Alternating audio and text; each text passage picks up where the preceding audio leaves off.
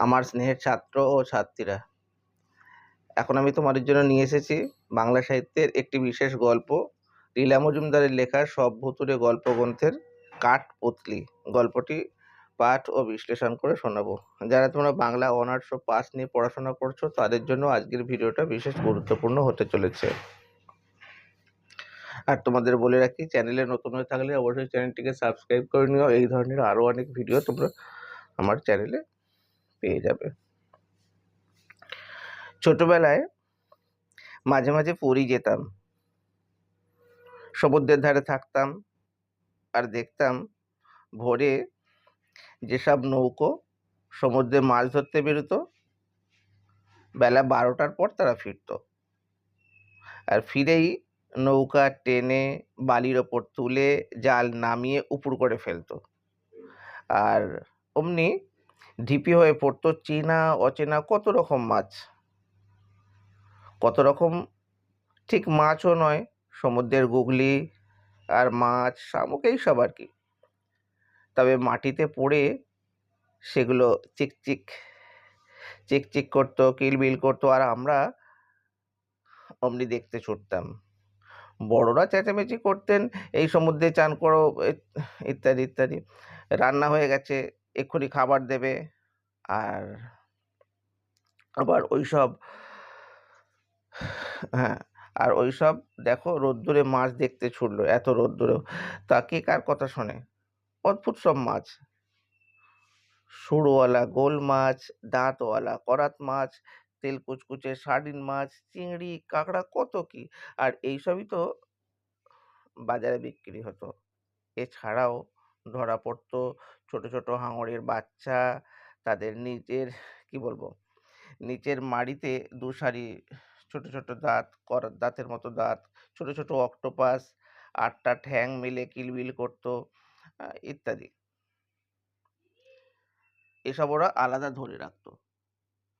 সমুদ্রের পাড়ি যেখানে খুব উঁচু, সেখানে সব জেলেদের ঘর, তালের পাতা দিয়ে বোনা গোল গোল ঘর, আর ঘরের বাইরে ছোট্ট একটা পাথরের কিংবা ইটের ঢিপি, তার উপর রাতে আলো রাতে ওরা আলো দিত। এক থুরথুরে বুড়ো জেলে এসে রোজ দাঁড়াতো, তাকে সবাই উনো বলে ডাকতো। তো তাকে আমরা অনেক কথা জিজ্ঞেস করতাম, যে রাতে তেল পুড়িয়ে আলো আলো কেন জ্বালো তোমরা? তো উনি তখন অবাক হয়ে বলতো, না জানলে দেওরা, দেওরা মানে দেবতারা, দেওরা পথ চিনে আমাদের বাড়িতে কি করে আসবে? আর ভূতরা পালাবে কেন? আর দূর থেকে আমাদের ফেরি করা ছেলেরা নিশান পাবেই বা কোথায়? হাঙর অক্টোপাস দেখে বলতাম, ওগুলো কে খায়, কেই বা কেনে? তখন তিনি বলতেন, আমরা খাই। ও কি খারাপ জিনিস নাকি? নাক সিট করছে কেন? নাক সিট করছো কেন? তো খারাপ হলে আর থোমা গরুর চেলারা খেত না।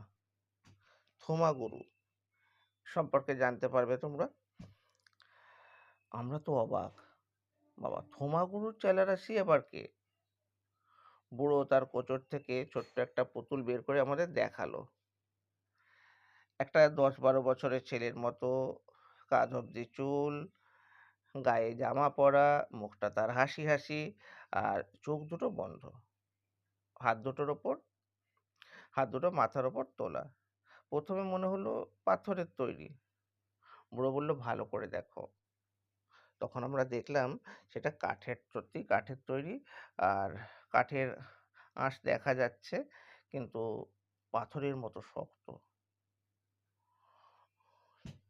তখন উনি বলল, ওনার নাম খ্রিস্ট। দেখো এখানে একটা ছবি দেওয়া আছে।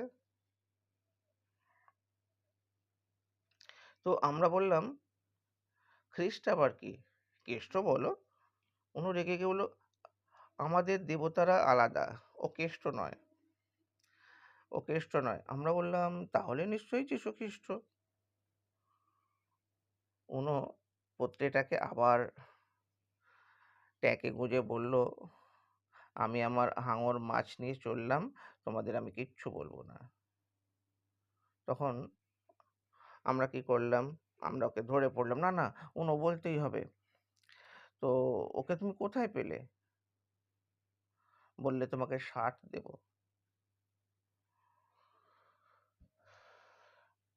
কেন এখন তোমাদের খাওয়ার সময় হয়েছে না? ওই যে ওই দেখো, মাঝি তোমাদের ধরে নিয়ে যেতে লোক পাঠিয়েছে। ঠিক হয়েছে। বঙ্গালীদের এসব কথা বলতে হয় না। ৬০ কবে দেবে? না আজকেই দেব। সন্ধ্যাবেলায় তোমাদের বাড়িতে যাব।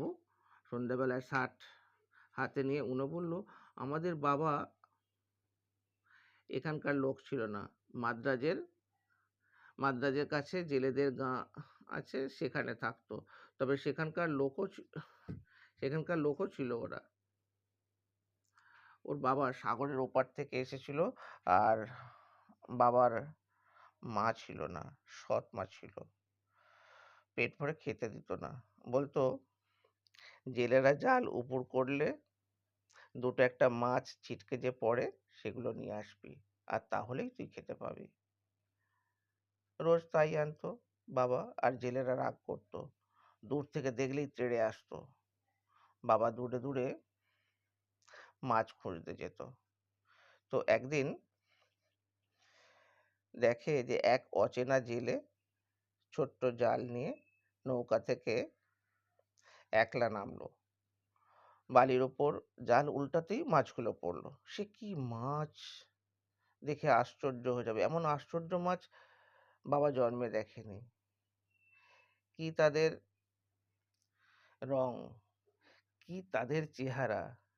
তো দেখে মনে হলো সমুদ্রের তলাকার বাগান খালি ফুল তুলে এনেছে। তার মধ্যে একটি তার মধ্যে একটুও চেনা মাছ ছিল না। একটা কালো পানা আস্ত ঝিনুক বাবার কাছে পড়তেই বাবা সেটা পা দিয়ে চাপা দিয়ে রাখলো। আর জেলেরা দেখতে পেল না, ওই ঝিনুকে মুক্ত থাকে। জেলেরা বোধহয় ডুবুরি। সে ওরই মধ্য থেকে একটা নীল রঙের অক্টোপাস আলাদা করে রাখতে বাবা বলল, ওটা আমাকে দাও। ও তো কেউ খায় না। বুড়ো বলল, না না, আমার মাছে চোখ দিও না, ওসব থোমাগুরুর চেলারা নেবে। তো থোমাগুরুর চেলারা নেবে, তো তারা অত মানে টানে না, গাঁ শুদ্ধ সব লোককে খাওয়ায়, আর ওদের অত মানলে কি চলে? বাবা বলল, কে তোমার থোমাগুরু? তার নাম তো কখনো শুনিনি। পাকা ভুরুর তলা থেকে চকচকে চোখে বুড়ো তাকিয়ে বলল, চলো, তাহলে চলো আমার সঙ্গে, দেখবে। তো কোচরে কোচরে করে ঝিনুক নিয়ে বাবা তার সঙ্গে গেল। তো বাবা দেখলো যে সমুদ্রের বালির ওপর ছোট্ট একটা জেলেদের গ্রাম, গোলপাতার ঘর, মাটির দেওয়াল দিয়ে বালি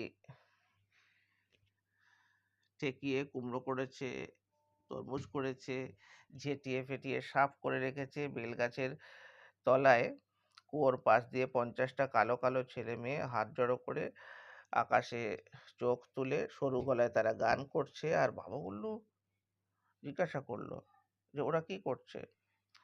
তো বুড়ো বলল, ওরা দেবতার নাম গান করছে, খ্রিস্টর পুজো করছে। বাবা তো অবাক, ঠাকুর নেই, পাথর নেই, তো কার পুজো করছে? এমন সময় ঘর থেকে থোমাগুরু বেরিয়ে এলো। ছেঁড়া কাপড় পরা, খালি পা, লাল মুখ। বাবা হাঁ করে দেখলো। গান শেষ হলে ঝুড়ি থেকে রুটি নিয়ে সবাই ভাগ করে খেলো, আর বাবাকে দিতে গেল, তো বাবা নেয় না। ছুঁড়ে ফেলে বাবা ভয় পেয়ে মানে ছুটে পালালো। তো অনেক দূরে গিয়ে একটা টিলার নিচে নিচে পড়লো আবার থোমাগুরুর সামনে। থোমা আসলে জেলেদের ভাষায় বলল যে, নিলে না কেন? খ্রিস্টের দেয়া রুটির মতো কি আছে আর? বাবা বলল, আমরা গরিব লোক, শুটকি খাই, ওসব আমাদের নিতে নেই। সুমা বলল যে, তাই শুনে বাবার মনটা একটু খুশি হয়ে গেল। তোমা হাসলো, আর তাই শুনে বাবার মনটা একটু খুশি হয়ে গেল। তো তোমা আরো বলল যে, কৃষ্ণ তো গরিব ছিল। তো তার বাবা ছিল সুতোর মিস্ত্রি। সে গরিবদের কাছে ডাকতো। বলতো, তুই আয় আমার কাছে। পায়ে পায়ে বাবা এগিয়ে গিয়ে ঝিনুকটা তোমার পায়ের কাছে রেখে বলল, এটা তোমাদেরই। জেলের কাছ থেকে না বলে নিয়েছিলাম। তা কেন নিয়েছিলি? না, ওতে মুক্তো থাকে। একটা মুক্তো বেচলে আমার 6 মাসের খাবার চলে যাবে, আর এখানে সবাই ওরকম মুক্তো খোঁজে। তবে ফিরিয়ে দিচ্ছিস কেন? না, গাঁয়ের ছেলেমেয়েদের খাবার কিনে দেবে বলে।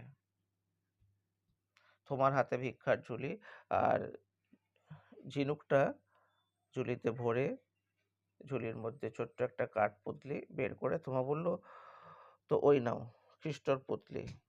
মুক্তোর চেয়েও ঢের বেশি দাম পাবে, আর এ ঘরে থাকলে আর কোনো ভয় থাকে না। বাবা নিল না সেটাকে, ছুঁড়ে ফেলে দিয়ে ভয়ে ছুটে পালালো। মিশন স্কুলে মাস্টারের বাড়িতে বাবা কুয়োর জল তুলতো। পরদিন তাকে জিজ্ঞাসা করলো, থুমা কে? এই প্রসঙ্গে তোমাদের জানিয়ে রাখি, অনলাইনে এবং অফলাইনে ক্লাসের জন্য তোমরা ভর্তি হতে পারবে।